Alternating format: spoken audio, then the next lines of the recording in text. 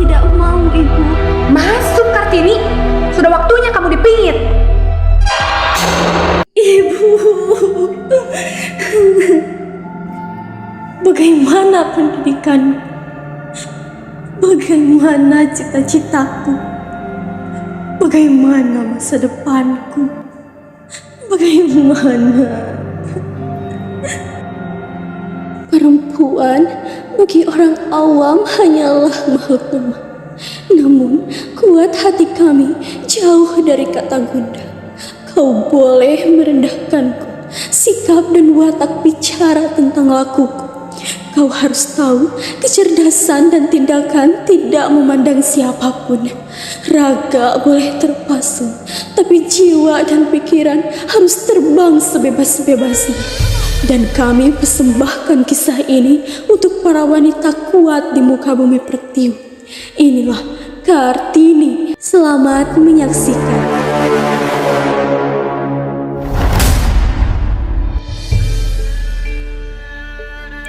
Jepara, Senin Pahing, 21 April 1879. Lahirlah seorang perempuan yang merupakan keturunan bangsawan, yaitu Raden Ajeng Kartini.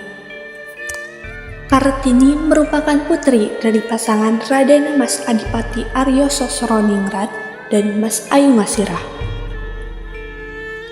Peraturan kolonial saat itu mengharuskan seorang bupati beristrikan bangsawan, karena Mas Ayu Ngasirah bukanlah seorang bangsawan, melainkan putri dari kiai, maka Raden Mas Adipati Aryo Sosroningrat menikah lagi dengan Raden Ajeng Morjang, keturunan langsung Raja Madura. Berbeda dengan kebanyakan anak pribumi saat itu, ia berkesempatan sekolah di Rupes Larsko. Namun, karena adat istiadat Jawa pada saat itu, sayangnya ia hanya bersekolah sampai usia 12 tahun dan harus melakukan pinggitan.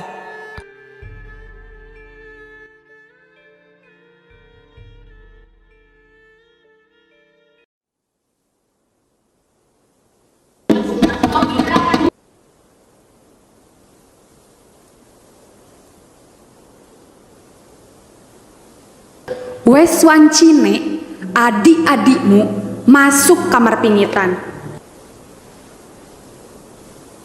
Dawuh Ibu. Ayo masuk.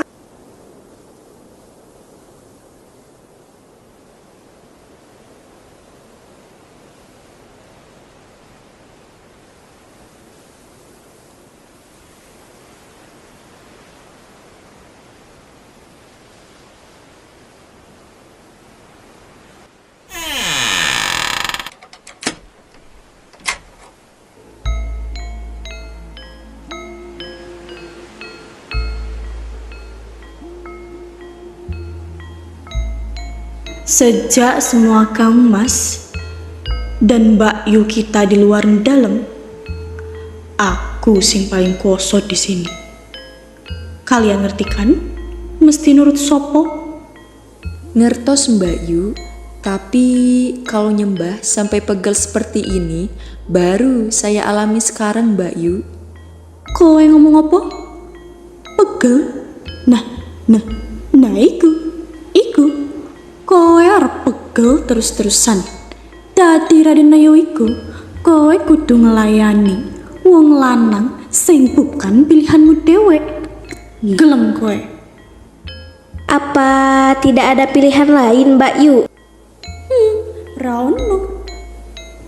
Tapi kita iso dadi Raden Ayu sing beda.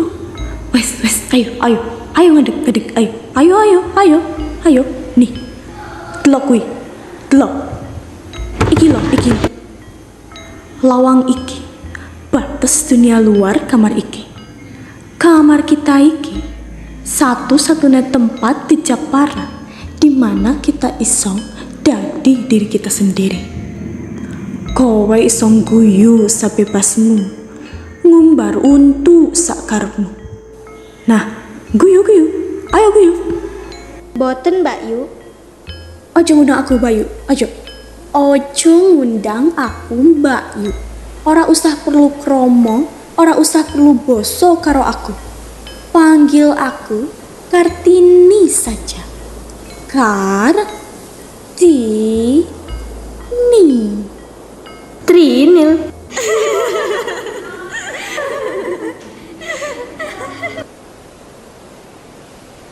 Wes wancine awake dhewe dadi diri kita sendiri.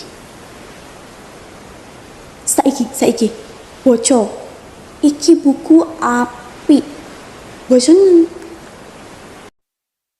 Beberapa hari kemudian, ayahnya mengajak Kartini, Rukmini, dan Kardina berkunjung ke rumah Nyonya Belanda untuk menunjukkan karya mereka. Nyuwun sewu Kang Mas, opo Kang Mas sampun yakin bahwa anak-anakmu ada di pingitan? Yo pancen masih dipingit, tapi tak kasih kelonggaran. Tak usah khawatir. Tinil, di, Mini, ayo. Sesampainya di rumah Nyonya Belanda, Kartini dan kedua adiknya disambut hangat oleh Nyonya Belanda.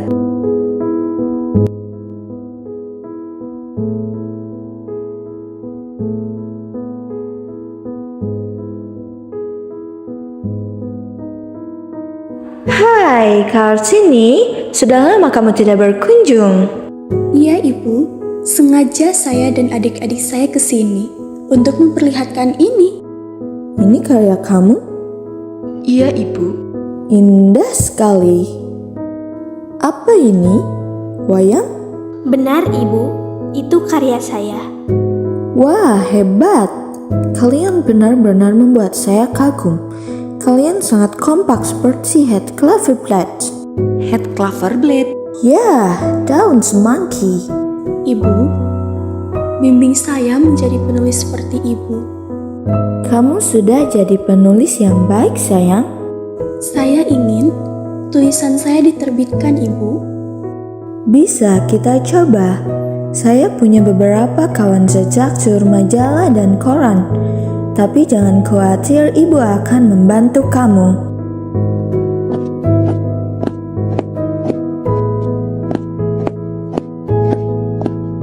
Jurnal ini untuk kamu. Lihatlah bagaimana mereka mengembangkan gagasan dalam tulisan. Terima kasih, ibu. Setelah lama berbincang, Raden Aryo, Kartini, dan kedua adiknya kembali ke rumah. Perjalanan mereka terhenti ketika Kartini melihat beberapa warga perempuan yang sedang berkumpul. Karena penasaran, Kartini pun menghampirinya. Setelah lama berbincang, Kartini tertarik menanyakan sesuatu. Nalika nikah, piro umurmu? 14 tahun, Doro. Iki anakmu? Sanes Doro, jeng Niko putu pulo, anak ibu Niko. Pun dien oma-oma, dien umur piro? Kali welas. Miris sekali melihat keadaan bangsa saat ini. Pada usia mereka yang masih belia, seharusnya kini sedang sibuk mengenyam pendidikan, bukan menimang anak apalagi cucu. Ya wes, kalau begitu, saya pamit dulu. Iya Doro jeng, hati-hati. Kartini pun melanjutkan perjalanannya ke rumah. Setelah kejadian tadi, ia lebih bersemangat dan penuh ambisi untuk memerdekakan kaum perempuan dari kebodohan. Ia terus belajar meski sedang dalam penyitaan. Beberapa hari di tengah Kartini sedang serius membaca, ayahnya datang menemuinya. Trinil, kemarilah nak.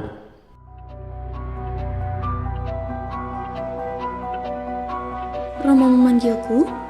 Ada apa?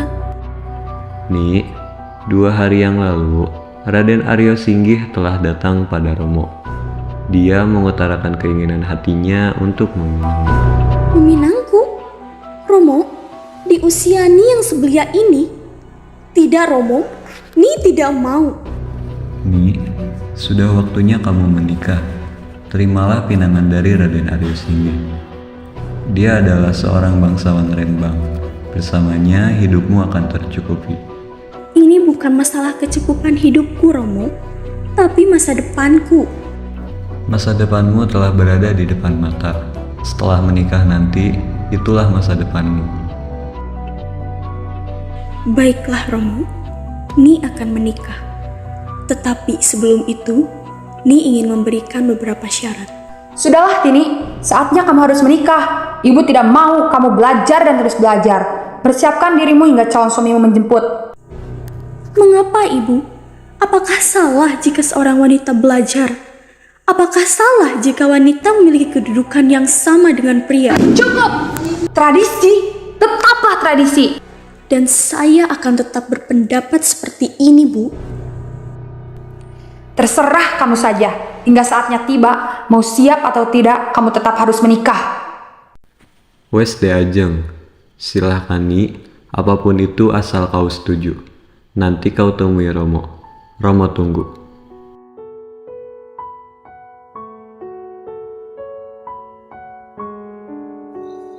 Malam harinya, Raden Aryo dan Raden Ajeng Morjang sedang berbincang. Tidak lama kemudian, Kartini datang menghampiri ayah dan ibunya. Sudah terpikirkan, Ni? Saya rasa sudah, Romo. Ayo duduk. Lalu sebutkan apa itu syarat-syaratnya. Ingkang kaping setunggal, saya tidak mau mencuci kaki pun Kang Mas Joyo Adiningrat watan panggih. Ingkang kaping kalih, saya tidak mau dibebani dengan peranatan sopan santun yang rumit. Dan saya mau diperlakukan seperti orang biasa saja. Tini, kamu harusnya bersyukur. Bupati yang melamarmu, bukan petani. Apa yang harus disyukuri dari seorang pria yang sudah memiliki 3 istri, Ibu? Wes. Ayo Ni, teruskan. Ingkang kaping 3, saya mengharuskan calon suami saya untuk membantu saya mendirikan sekolah buat perempuan dan orang miskin. Saya ingin Yunga Sirah tidak lagi tinggal di rumah belakang, tetapi tinggal di rumah depan. Dan saya ingin semua putra dan putri Romo memanggil Yunga Sirah dengan sebutan Mas Ajeng, bukan Yu lagi. Cepat-cepat ditulis syarat-syaratmu tadi, terus diatur ke Bupati Rembang.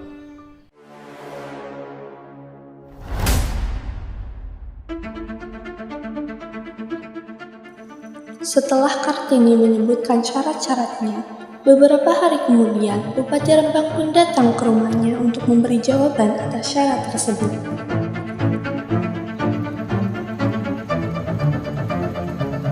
Mas Ajeng, Raden Arya Singgih sudah datang. Kang Mas, Bupati Rembang. Lah, panggil Tini cepat. Iya Kang Mas.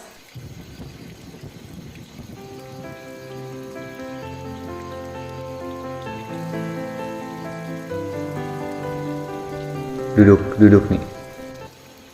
Raden, bolehkah aku berbicara berdua saja dengan Kartini? Ya tentu, silahkan. Bisakah aku meminta waktumu sebentar? Jika aku berkata tidak pun, aku tahu kau akan menyita sebagian waktu. Kartini, tentunya kau telah mendengar ini dari ayahmu, bahwa aku ingin meminangmu. Berhenti membicarakan apa yang telah ku ketahui, Raden. Bukankah kau pun tahu, untuk berbicara tentang hal meminang, kau hanya perlu mengutarakannya pada ayahku. Sedangkan ayahku pun tak meminta kesediaan dari diriku. Mungkin yang kau katakan itu memang benar, Kartini. Tapi perlu kau ketahui, aku meminangmu karena aku mencintaimu. Cinta? Kau bilang sebuah hasrat untuk memiliki adalah cinta. Sederhana sekali pemikiranmu itu, Raden. Tapi Memang itulah yang aku rasakan, Kartini. Itulah bedanya cinta yang kau miliki dengan cinta yang ada pada diriku, Raden. Apa maksud perkataanmu itu, Kartini? Berbicara tentang cinta, dalam diri ini pun tersimpan sebuah cinta, Raden. Namun, cinta yang kupunya bukanlah cinta seperti yang kau anggap. Cinta ini bukanlah sekedar ingin memiliki. Cinta yang kusimpan sejak lama adalah cinta yang tertuju pada mereka, pada kaum wanita. Kartini, apa maksudmu? Aku benar-benar tak mengerti. Dalam salah satu syaratku, terdapat bahwa calon suamiku harus membantu aku mewujudkan cita-citaku. Tetapi, hal itu kembali lagi kepadamu, Raden. Kau bisa meminangku asal kau setuju. Beda lagi dengan halnya kau tidak setuju. Baiklah, Kartini, aku mengerti.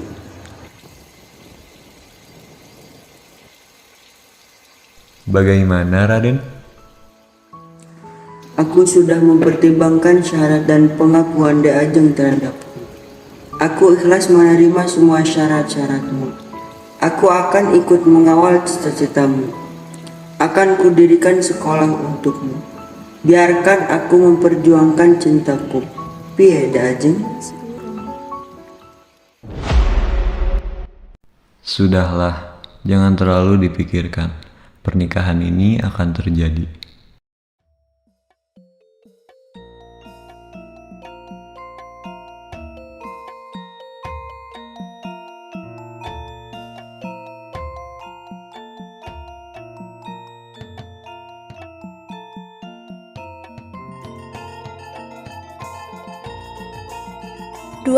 November 1903.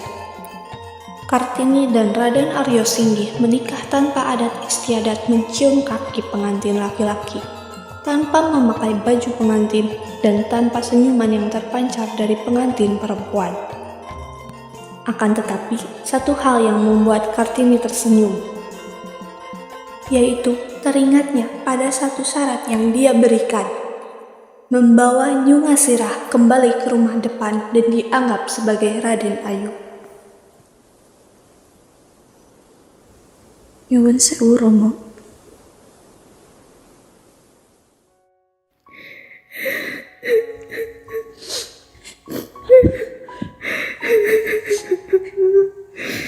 Nyuwun pamit ya.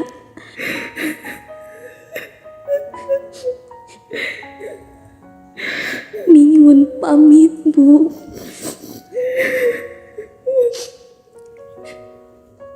Nimu dadi Raden Ayu.